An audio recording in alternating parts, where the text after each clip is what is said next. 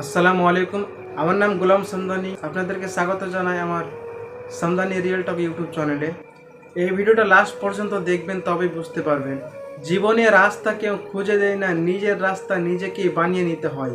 যতদিন না নিজেকে প্রতিষ্ঠান করে বড় কিছু করে তুলেছ, ততদিন তোমার পাশে কেউ থাকবে না। শুনতে খারাপ লাগলেও এটাই সত্যি। ছেলে মানুষের সাদা কালো বলে কোনো সৌন্দর্য নেই। ছেলে মানুষের কাছে অর্থনীতি, টাকা থাকলে গেলে তাদের সৌন্দর্য এটাই। এখন মানুষ ভালোবাসা করে টাকা পয়সা দেখেই। যতই বলুক যে আমি টাকা পয়সা দেখে ভালোবাসি না, অরিজিনালে দেখতে গেলে সে টাকা পয়সা দেখেই ভালোবাসছে।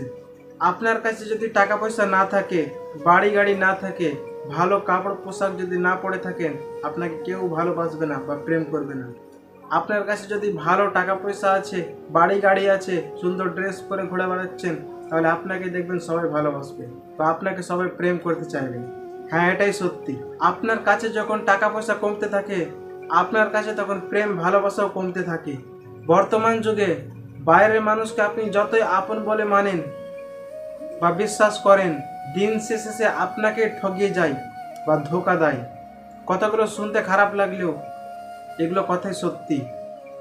সব শিক্ষা বই থেকে পাওয়া যায় না, কিছু শিক্ষা জীবন থেকেও পাওয়া যায়।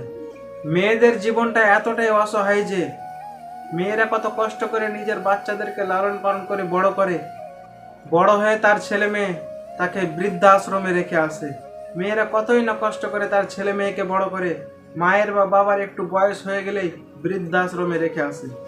পুরুষের জীবনটা একটা কয়লার মতো, কারণ পরিবারের মুখে খাওয়ার জোটাতে তারা নিজের বাবাকে, মাকে, বউকে, ছেলে মেয়েকে ছেড়ে অনেক দূরে প্রবাসে গিয়ে কাজ করে এবং কাজ করতে গিয়ে অনেকজনই ক্ষয়ক্ষতি হয়।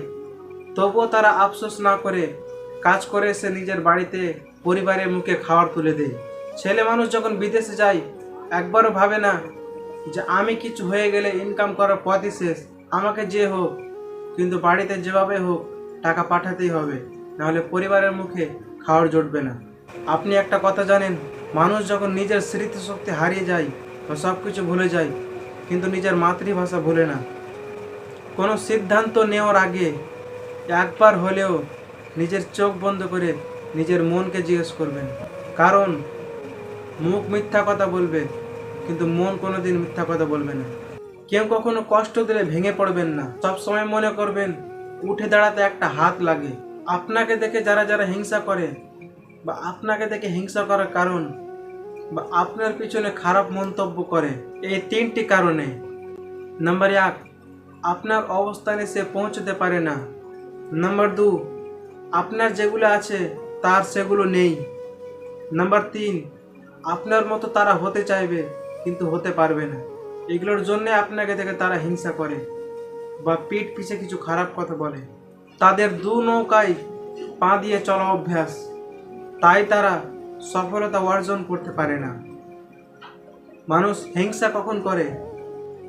তোমার মতো পরিষ্কার জামা কাপড় না পরতে পেলে, তোমার মতো না হতে পারলে, কারো কাছে নিজের অনুভূতিগুলো বা পার্সোনাল কথাগুলো কখনো প্রকাশ করবেন না। আপনি যাদেরকে বিশ্বাস করেন বা ভরসা করেন, দিন শেষে তারাই আপনার পার্সোনাল কথাগুলো উগলে বলে দেয় সব কথা এবং আপনার অসম্মানিত করে দেয়। বাইরের মানুষকে চোখ বন্ধ করে বিশ্বাস করলেই আপনার খারাপ সময়ে তারা আপনার পেছনে খারাপ কথা বা কটু কথা বলবেই। যদি কথাগুলো তোমার মনের ভিতরে মিল হয়ে থাকে, তাহলে অবশ্যই আমাকে সাবস্ক্রাইব করবে আর সাবস্ক্রাইব করে পাশে থাকবে এই মতো ভিডিও দেখার জন্য। আসসালামু আলাইকুম।